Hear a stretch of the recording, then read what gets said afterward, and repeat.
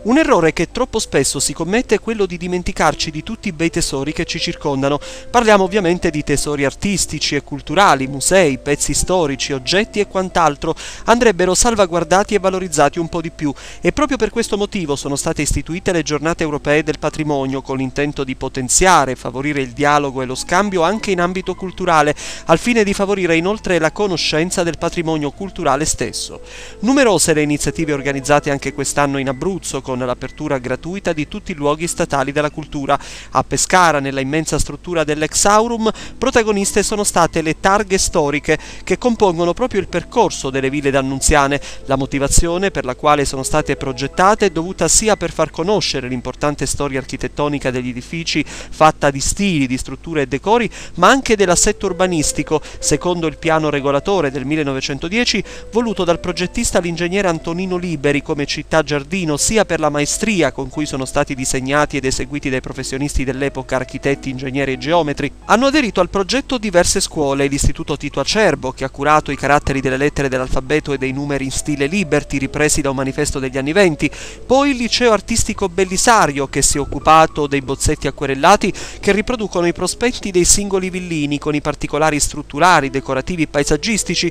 Nella parte superiore dell'acquerello è individuato il nome storico del villino, nella parte inferiore la data di costruzione, delle volte eseguita in 2 fasi, e il nome del progettista. Al microfono la coordinatrice e l'ideatrice del progetto, l'architetta Anita Boccuccia, presidente dell'associazione Ville e Palazzi Dannunziani. È una splendida iniziativa quella di oggi, che rientra nell'ambito della Giornata Europea del Patrimonio 2013. Sì, e in collaborazione con il Ministero dei Beni Culturali. Sul sito del Ministero troverete anche questa manifestazione, oltre alle altre che sono previste per oggi, e con questo vogliamo valorizzare le ville dannunziane di Pescara insieme alle scuole, l'Istituto Tecnico Acerbo, il Liceo Artistico Misticoni Bellisario, le associazioni ambientaliste Italia Nostra, il Comitato del Paesaggio, Miladonna Ambiente e Ecoistituto Abruzzo, e tutti i club dei Rotary e dell'Ion di Pescara e Montesilvano, insieme alla Valmavone, una ditta Valmavone, e l'Old Motors Club.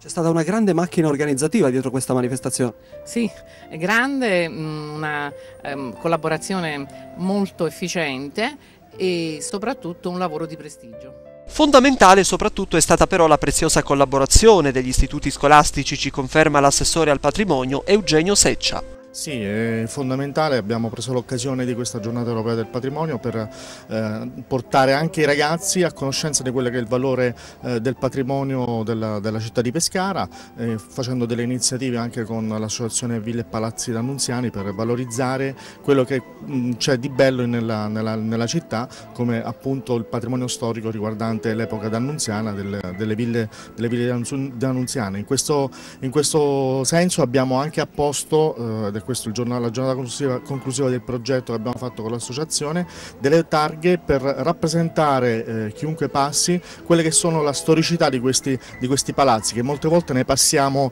diciamo, indifferenti davanti a questi palazzi. Pertanto in questo modo andiamo ad attrarre l'attenzione di quelle che sono diciamo, le storicità che caratterizzano questi villini stupendi. Nel contesto ovviamente abbiamo anche collaborato con quello che è il Ministero per iniziative appunto museali e culturali, per dare ovviamente una totalità di valorizzazione del patrimonio culturale. Un grande lavoro quindi di sinergia e di collaborazione e di idee, un primo percorso storico-turistico che rappresenta l'emblema della bellezza e dello stile identitario di una città che rinasce e che scopre i propri gioielli, con la piena soddisfazione di alunni e insegnanti, la professoressa Maria Valeri.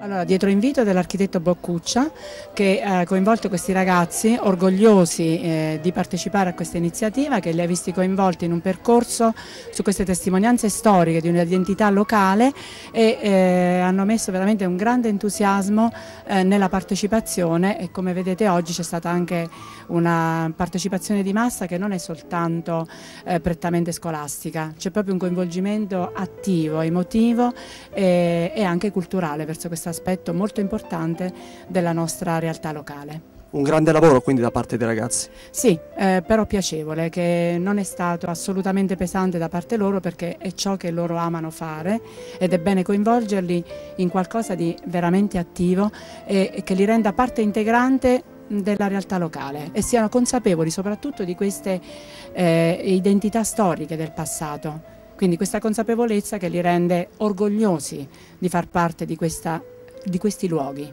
di queste identità. Sì, sono loro i protagonisti perché hanno eseguito in maniera eccezionale, con dei bozzetti e poi degli acquerelli, la progettazione delle targhe eseguite dal maestro Bontempo di Francavilla. State pensando ad altre iniziative? Sì, se tutto va bene, se avremo le autorizzazioni necessarie, se i club e tutti gli amici delle scuole, delle associazioni riterranno opportuno, noi faremo altre iniziative nelle altre zone di Pescara, Porta Nuova e Centro. Una fase storica quindi da ammirare, tutelare e divulgare, da far apprendere nelle scuole come memoria urbanistica della città e considerandolo nel frattempo anche un'occasione in più per non far cadere nel dimenticatoio tutto ciò che di bello ci circonda da un punto di vista artistico, architettonico e culturale.